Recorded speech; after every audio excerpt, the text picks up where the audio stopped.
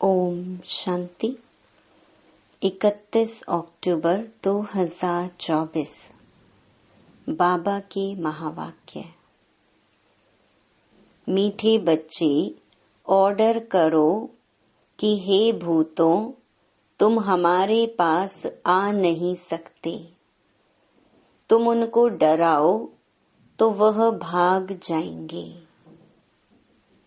प्रश्न: ईश्वरीय नशे में रहने वाले बच्चों के जीवन की शोभा क्या है?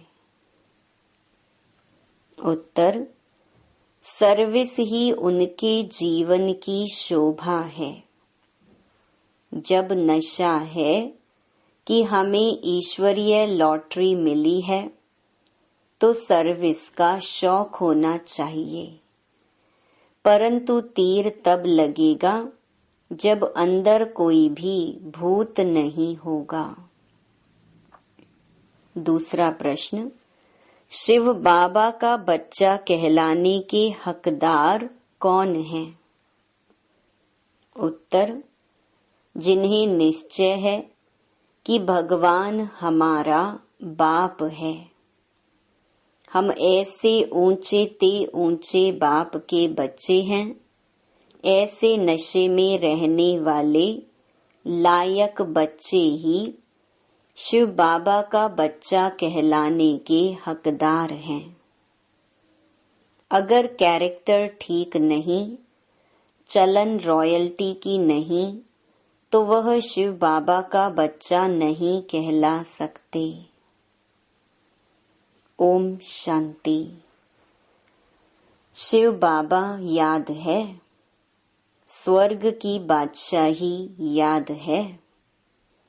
यहाँ जब बैठते हो तो दिमाग में आना चाहिए, हम बेहद के बाप के बच्चे हैं और नित्य बाप को याद करते हैं। याद करने बिगर हम वर्षा ले नहीं सकते। काहे का वर्षा? पवित्रता का। तो उसके लिए ऐसा पुरुषार्थ करना चाहिए। कभी भी कोई विकार की बात हमारे आगे आ नहीं सकती। सिर्फ विकार की भी बात नहीं, एक भूत नहीं, परंतु कोई भी भूत आ नहीं सकता। ऐसा शुद्ध अहंकार रहना चाहिए। बहुत ऊंच ते ऊंच भगवान के हम बच्चे भी ऊंच ते ऊंच ठहरे ना। बातचीत चलन कैसी रॉयल होनी चाहिए। बाप चलन से समझते हैं, यह तो बिल्कुल ही वर्थ नॉट अ पेनी है। मेरा बच्चा कहलाने का भी हकदार नहीं। लौकिक बाप को भी नालायक बच्चे को देख अंदर में ऐसे होता है। यह भी बाप है। बच्चे जानते हैं बाप हमको शिक्षा दे रहे हैं, परंतु कोई कोई ऐसे हैं जो बिल्कुल समझते नहीं। बेहद का बाप हमको समझा रहे हैं, वह निश्चय नहीं, नशा नहीं। तुम बच्चों का दिमाग कितना ऊंच होना चाहिए। हम कितने ऊंच बाप के बच्चे हैं। बाप कितना समझाते हैं, अंदर में सोचो हम कितने ऊंच ते ऊंच बाप के बच्चे हैं। हमारा कैरेक्टर कितना ऊंच होना चाहिए। जो इन देवी देवताओं की महिमा है, वह हमारी होनी चाहिए।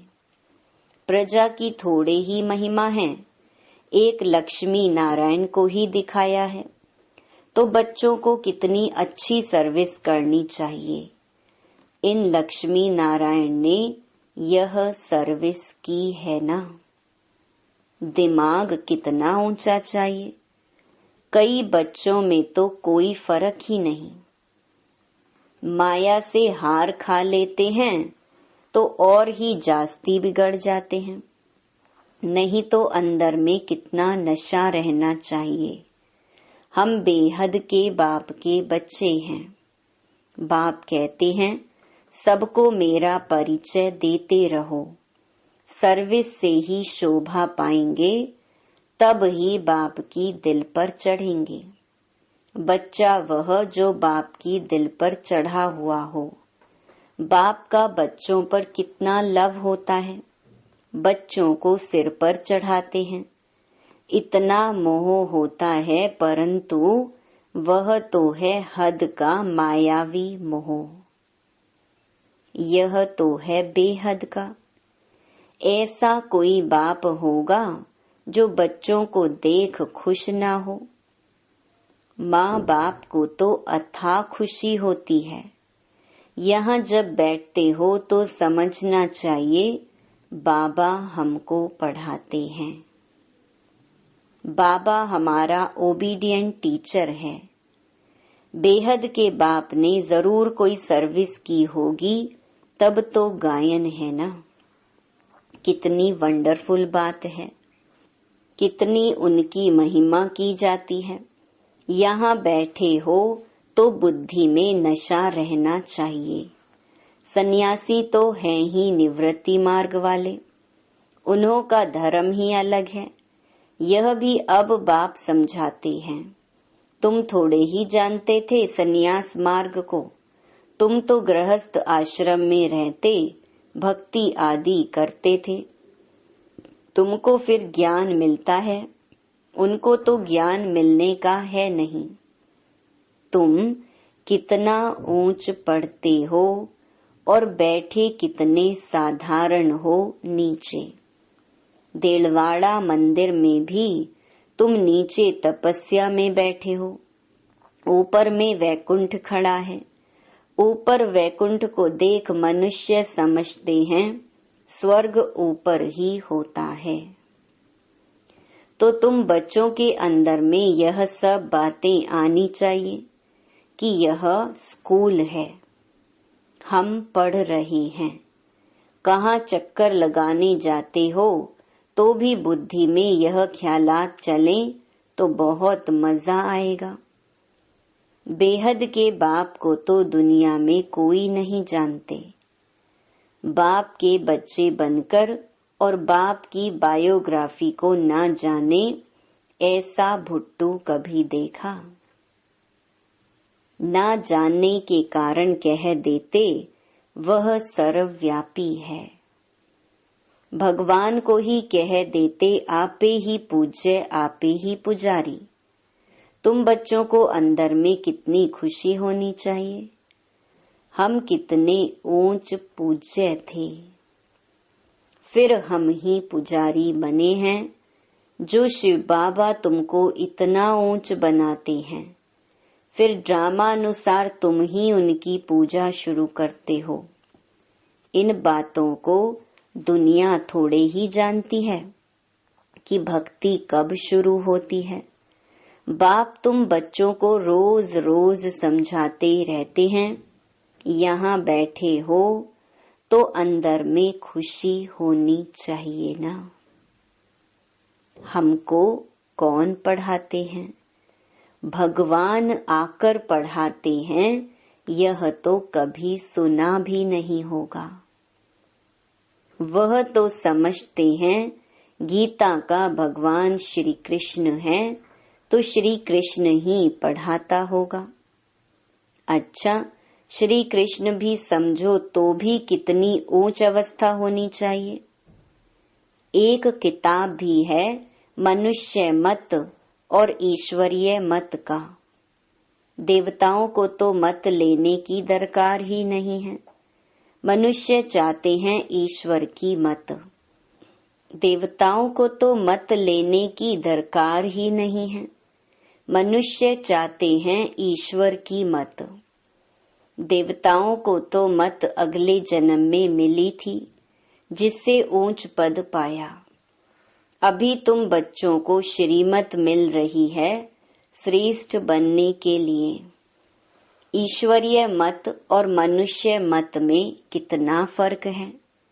मनुष्य मत क्या कहती है, ईश्वरीय मत क्या कहती है, तो जरूर ईश्वरीय मत पर चलना पड़े। कोई से मिलने जाते हैं तो कुछ भी ले नहीं जाते, याद नहीं रहता किसको क्या सौगात देनी चाहिए। यह मनुष्य मत और ईश्वरीय मत का कॉन्ट्रास्ट बहुत जरूरी है। तुम मनुष्य थे तो आसुरी मत थी और अभी ईश्वरीय मत मिलती है, उनमें कितना फर्क है। यह शास्त्र आदि सब मनुष्यों के ही बनाए हुए हैं। बाप कोई शास्त्र पढ़कर आते हैं क्या?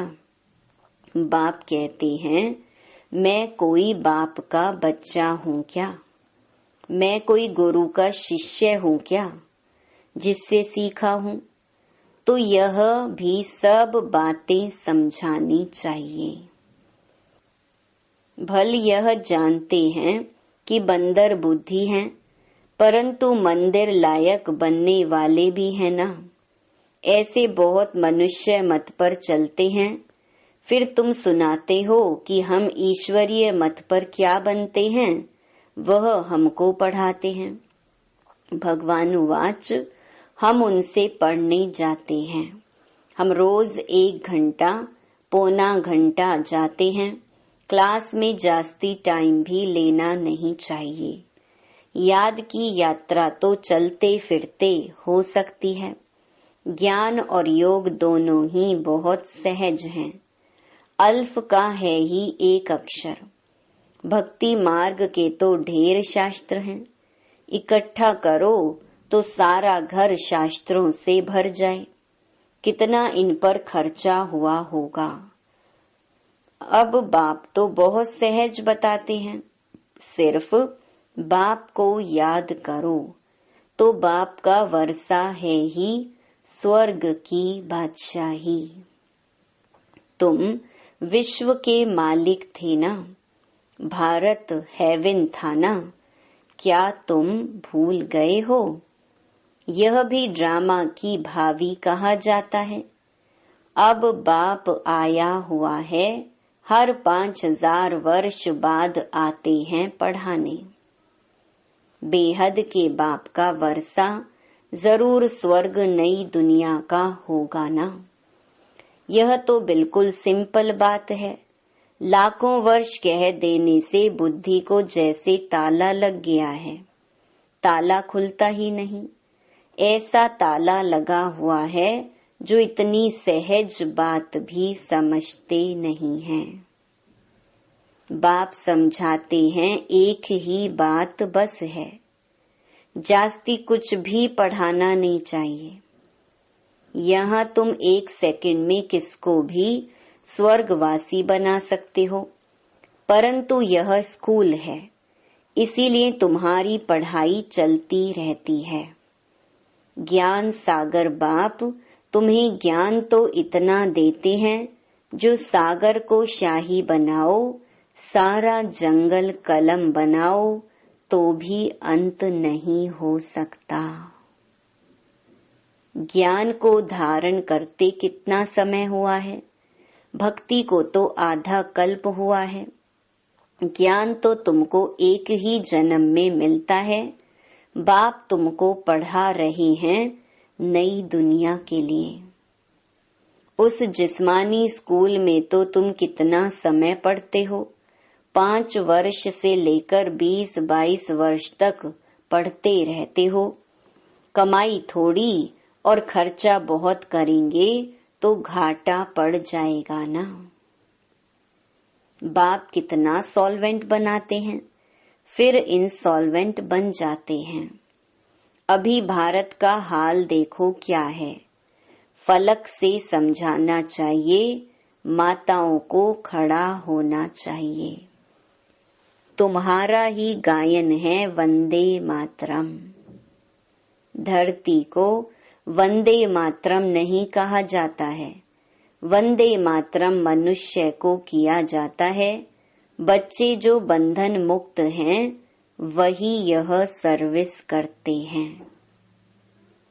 वह भी जैसे कल्प पहले बंधन मुक्त हुए थे वैसे होते रहते हैं। अबलाओं पर कितने अत्याचार होते हैं। जानते हैं हमको बाप मिला है तो समझते हैं बस अब तो बाप की सर्विस करनी है। बंधन है ऐसे कहने वाले रीढ़ बकरियां हैं। गवर्नमेंट कभी कह न सके कि तुम ईश्वरीय सर्विस ना करो। बात करने की हिम्मत चाहिए ना। जिसमें ज्ञान है वह तो इतने में सहज बंधन मुक्त हो सकते हैं। जज को भी समझा सकते हो हम रूहानी सेवा करना चाहते हैं। रूहानी बाप हमको पढ़ा रहे हैं। क्रिश्चियन लोग फिर भी कहते हैं लिबरेट करो, गाइड बनो। भारतवासियों से फिर भी उन्हों की समझ अच्छी है। तुम बच्चों में जो अच्छे समझदार हैं उनको सर्विस का बहुत शौक रहता है। समझते हैं ईश्वरीय सर्विस से बहुत लॉटरी मिलनी है। कई तो लॉटरी आदि को समझते ही नहीं, वहां भी जाकर दास दासियां बनेंगे। दिल में समझते हैं अच्छा दासी ही सही, चंडाल ही सही। स्वर्ग में तो होंगे ना। उन्हों की चलन भी ऐसी देखने में आती है। तुम समझते हो बेहद का बाप हमको समझा रहे हैं। यह दादा भी समझाते हैं। बाप इन द्वारा बच्चों को पढ़ा रहे हैं। कोई तो इतना भी समझते नहीं। यहाँ से बाहर निकले खलास। यहाँ पर बैठे भी जैसे कुछ समझते नहीं। बुद्धि बाहर भटकती धक्का खाती रहती है। एक भी भूत निकलता नहीं है। पढ़ाने वाला कौन और बनते क्या हैं? साहूकारों के भी दास दासियां बनेंगे ना। अभी भी साहूकारों के पास कितने नौकर चाकर रहते हैं। सर्विस पर तो एकदम उड़ना चाहिए। तुम बच्चे शांति स्थापन अर्थ निमित्त बने हो। विश्व में सुख शांति स्थापन कर रहे हो। प्रैक्टिकल में तुम जानते हो हम श्रीमत पर स्थापन कर रहे हैं। इसमें अशांति कोई होनी नहीं चाहिए। बाबा ने यहाँ भी बहुत ऐसे अच्छे अच्छे घर देखे हुए हैं।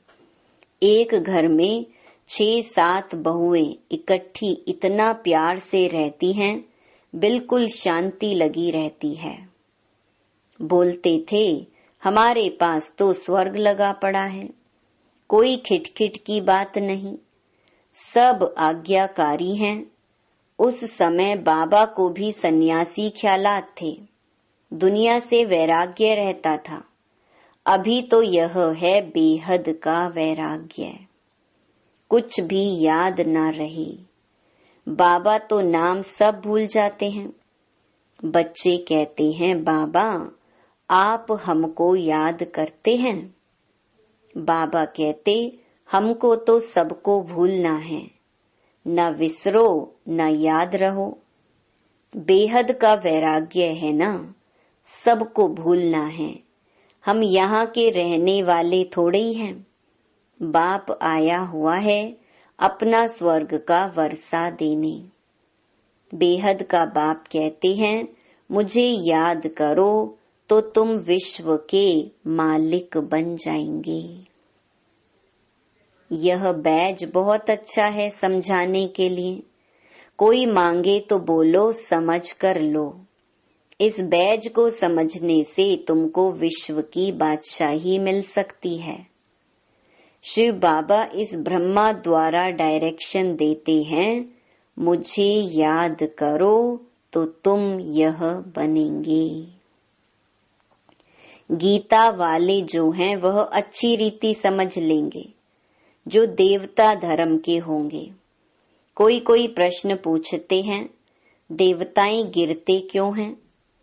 अरे यह चक्कर फिरता रहता है। पुनर्जन्म लेते लेते नीचे तो उतरेंगे ना। चक्कर तो फिरना ही है। हरेक की दिल में यह आता जरूर है हम सर्विस क्यों नहीं कर सकते हैं। जरूर मेरे में कोई खामी है। माया के भूतों ने नाक से पकड़ा हुआ है।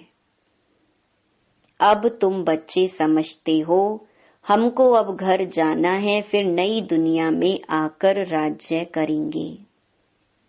तुम मुसाफिर हो ना, दूर देश से यहाँ आकर पाठ बजाते हो। अभी तुम्हारी बुद्धि में है हमको अमरलोक जाना है। यह मृत्यु लोक खलास हो जाना है। बाप समझाते तो बहुत हैं, अच्छी रीति धारण करना है, इसको फिर उगारते रहना चाहिए। यह भी बाप ने समझाया है, कर्म भोग की बीमारी उथल खाएगी, माया सताएगी, परंतु मूंझना नहीं चाहिए। थोड़ा कुछ होता है तो हैरान हो जाते हैं। बीमारी में मनुष्य और भी भगवान को जास्ती याद करते हैं। बंगाल में जब कोई बहुत बीमार होता है तो उनको कहते हैं राम बोलो, राम बोलो। देखते हैं अब मरने पर है तो गंगा पर ले जाकर हरि बोल करते हैं, फिर उनको ले आकर जलाने की क्या दरकार है। गंगा में अंदर डाल दो ना, कच्छ मच्छ आदि का शिकार हो जाएगा, काम में आ जाएगा।